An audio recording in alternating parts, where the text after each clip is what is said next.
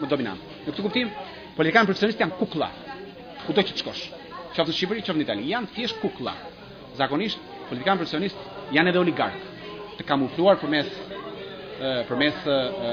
shumë njerëzve, pasuritë u çojnë të tjerëve, por i kontrollojnë vetë përmes pushtetit politik dhe demagogjisë që bëjnë.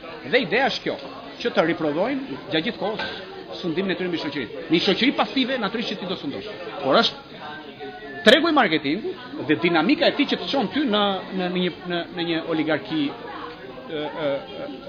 globale, në nivel global fjala vjen. Siç është fjala vjen në perëndim një element domethënë që nuk është dekonspiruar. Vitin e kaluar doli një studim në Britaninë e Madhe, tha që midis të tjera se kush e sundon botën jo në aspektin korpokrat ose të korporatave apo bankave, por në aspektin e tokës. Kush e zotëron, cili e pronëson tokën në nivel global? Masivisht e zotëron mbretëria 53 shtetet në nivel global i zotëron fjala vjen tokat e tyre i zotëron juridikisht mbretërisha Elizabeth e Britanisë. Janë 53 shtete. Imagjinoni se çfarë dominancë ka ajo sot në nivel global. Që do të thotë që ajo ushtron një korporat për shembull që të zhvilloj britanike le të marrim për shembull, që të zhvilloj biznesin e saj duhet ja marrë me qirak saj. Domethënë baza është toka sido që të jetë. Shkojnë prapë te bazë. Kështu që në kuptim politik jo vetëm politikanë, por si fillim qytetarët janë të grackuar në kurthin e elitave dhe elitat gjithashtu janë të grackuar në kurthin e vetë që kanë shkaktuar që është ajo që quhet katastrofë ekologjike. Që nuk ka rrugë zgjidhje tjetër veç të shpërqendrohet pushteti. Nëse shpërqendrohet pushteti dhe nuk përqendrohet pushteti siç përqendrohet pak në 200 vitet e fundit, vetëm atëherë njerëzimi mund të shpresojë nga një vetë katastrofë.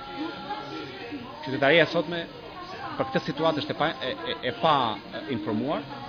Sidomos katastrofën ekologjike nuk e njeh sepse kamuflohet me çdo mënyrë nga elitat dhe individët që studiojnë aspektet ekologjike të sistemit prezent dhe të skaluar gjithashtu përgjithsisht nuk identifikojnë shkaqet ose shkaktarët e kësaj katastrofe të solla dhe ata që identifikojnë shkaktarët e kësaj katastrofe që natyrisht janë elitat, vendimarrja që kanë prodhuar fjalë vjen sistemi kapitalist me elementet që e përbëjnë në radhë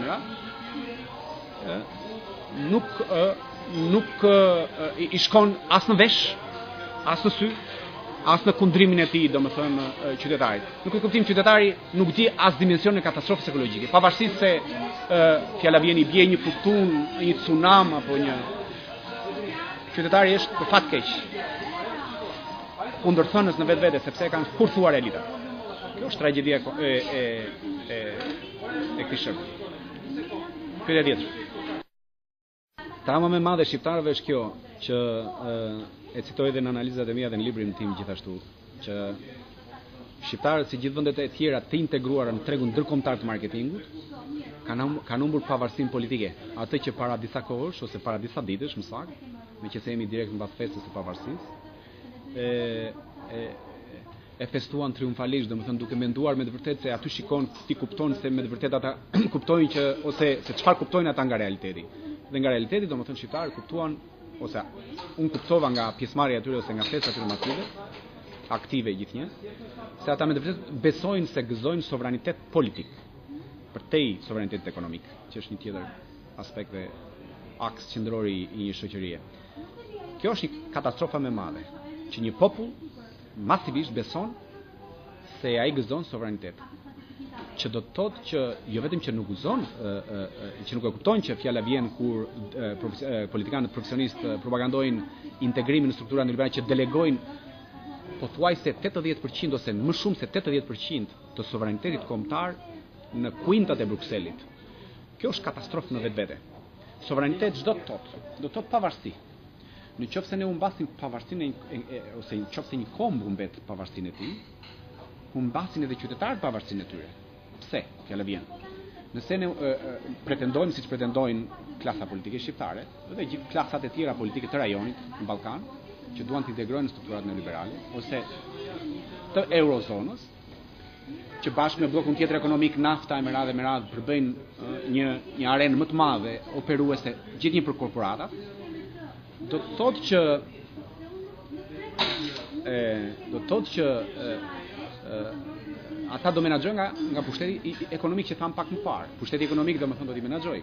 Dhe trauma më e madhe, unë që e shikoj domethënë te njerëzit është iluzioni që ata kultivojnë, që mendojnë se ato politika që trajtojnë demagogët e klasës politike shqiptare janë pjell e mendjes tyre apo e urtësisë tyre. Jo, ato janë pjell e urtësisë tyre. Ato janë direktiva që vijnë nga Brukseli.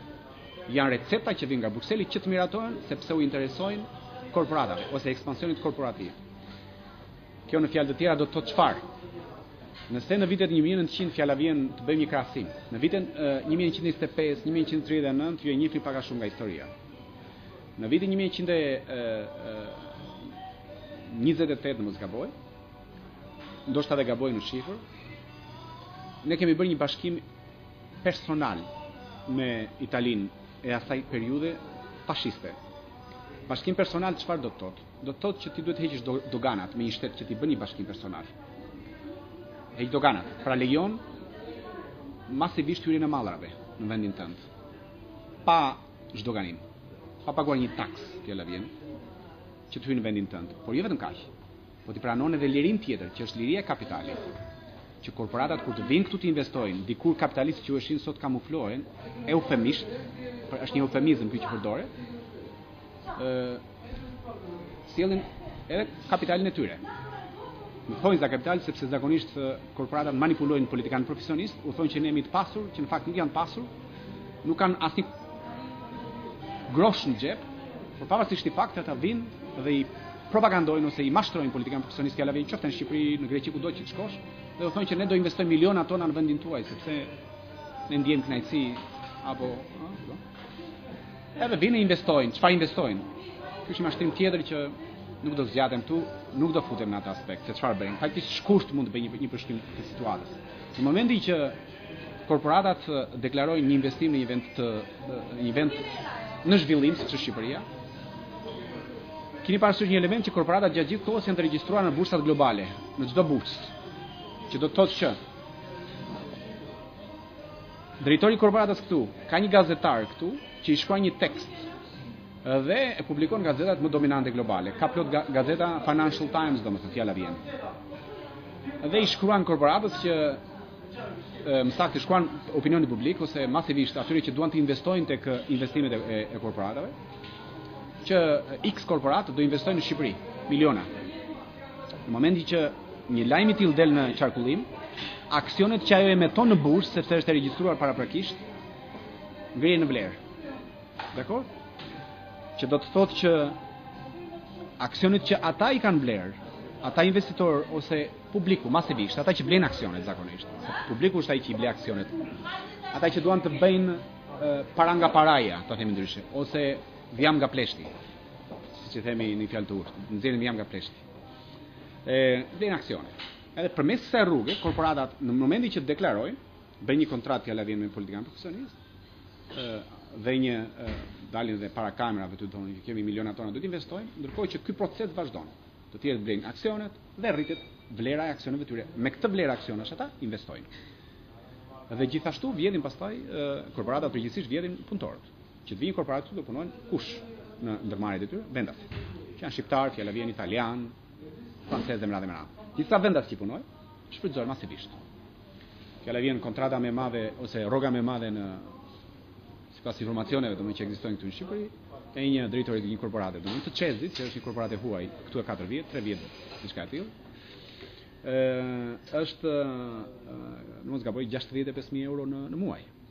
Ndërkohë që rroga e një zyrtari të zakonshëm ose një punëtori të zakonshëm që rrin në sportel dhe i shërben publikut, s'është më shumë se 200.000 lekë. Dakor? Të reja. Kështu, është të vjetër. Që do të thotë që diferenca është ekstremisht e madhe. Përtej do më fakti që korporatat nuk investojnë. Pavarësisht se e blejnë një sektor fjala vjen.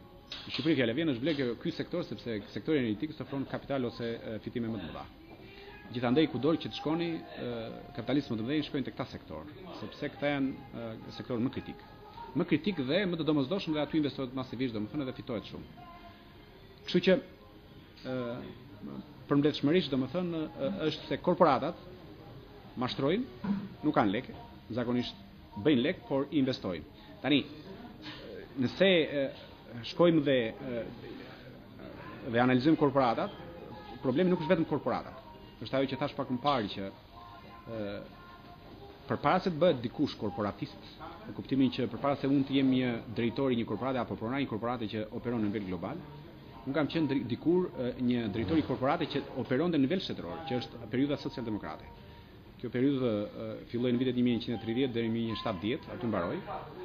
1970 domosht kriza e Bretton Woods. Dhe ishin principet keynesiane që dominuan këtë periudhë në perëndim. Dhe është pikërisht kjo ngatërresë e publikut shqiptar që të vijnë domethënë te trauma e shqiptarëve. Shqiptarët, nga që jetuan socializmin e dikurshëm dhe nga që për arsye të tjera dhe për shkaqe të tjerë konsensusi socialdemokrat i perëndimit u zhvillua më shumë materialisht se sa lindja, lakmojnë atë regjim, duke menduar populli shqiptar, sidomos masivisht, qoftë edhe pedagogët e tyre, qoftë edhe profesor, doktor, më thonë se doktorët e sotëm janë edhe ata, domethënë, shportaxhi. Nxjerrin shportin, shporta ime më mirë. Po, problemi është analitik, domethënë edhe problemi është këtu, domethënë që aplikohet domethënë ai koncepti i Adam Smith. Por Adam Smith jetoi këtu e 3 shekuj më parë. Koncepti i konkurrencës funksionoi për atë periudhë, për një periudhë shumë të shkurtër, sidomos midis revolucionit të parë industrial dhe revolucionit të dytë industrial në Londër. Ishte gati një shekull dhe ky koncept funksionoi. Kishte ndërmarrje të vogla që lulëzuan. Të gjitha ishin të vogla. Por ishte kjo periudhë që krijoi dhe atë që quhet oligarki në nivel qytetar, pastaj në nivel shtetëror, edhe nga nivel shtetëror në nivel global. Pra, cila dinamikë është dinamika e konkurrencës që krijon këtë. Dhe vim përsëri te shqiptarët. Shqiptarët lakmojnë këtë nën paradigmë që fola pak më parë. Dhe kujtojnë se përmes kësaj nën paradigme do krijojnë një mirëqenie siç krijoi fjalavia në Amerika e viteve 70 apo viteve 60, që në fakt Amerika sipas një analize shumë të zgjeruar që kanë bërë Amerika, zhvillimin e saj apo mirëqenien e saj e ka si pasojë e hapësirës së saj shumë të pasur gjeografike, sidomos në naftë. Dy elementë do të që të jetë i qartë domethënë edhe publiku dua të citoj. Amerika mbaroi shterimin ose shteroi më saktë burimet energjetike, eksplorimin në vitin 1930 të burimeve energjetike siç është nafta dhe vajguri. Në vitin 1930 mbaroi shterimi ose shteroi ai dreqi, eksplorimi i naftës. Por në vitin 1970, që është edhe kriza e Bretton Woods dhe transformimi i elitës amerikane nga konsensus social-demokrat në konsensus domethënë neoliberal, që fillojnë me universitetet e New Yorkut dhe të Chicagos, me Hayek, disa autorë domethënë që kanë ndikuar dhe kanë propaganduar domethënë shpërtimin e korporatave në nivel global. Është domethënë zhvillimi i Amerikës është kryesisht si pasojë e pasurive të saj natyrore. Këto pasuri shteruan në vitin 1970. Sot Amerika faktikisht i është kthyer shfrytëzimit të naftës së rreshpeve, që është nafta e rreshpeve, ndryshe nga e kaluara që shponin vertikalisht industritë e naftës dhe shfrytëzonin fuset që gjenin pellgjet ose rezervuaret me naftë. Sot, nga që kanë shtëruar këto fuset pellgje të mëdhenj, po mundohen të nxjerrin përsëri dhjam nga pleshti, duke shfrytzuar naftën horizontalisht. Shpojnë vertikalisht, por ikin pastaj me kamera vertikalisht, kështu horizontalisht. Çfarë shkakton kjo? Ka pasoja shumë negative në nivel gjeologjik dhe dhe ekologjik. Në kuptimin që për të shpuar ti horizontalisht ti duhet të minosh shkëmbin, ti çash me mina. Minat janë të nënveshme, efekte në sipërfaqe nuk shikon. Çfarë ndodh me këtë? Çfarë? Ti çan tokën atje ku ajo s'është e çarë. Me pasojë ujërat. Të qelben. Do pish ujdi, se nga do pish, është tjetër çështje. Është pikërisht ky problem sot që sidomos elita amerikane propagandon masivisht 2 vitet e fundit, domethënë kjo quhet shale oil ose domethënë nafta e rreshpeve në shit. Ndryshe nga rezervuar. Ne propagandojnë që ne kemi naftë. Po, me të vërtetë ka naftë, por çfarë pasojash ka kjo? Në kuptim do të them që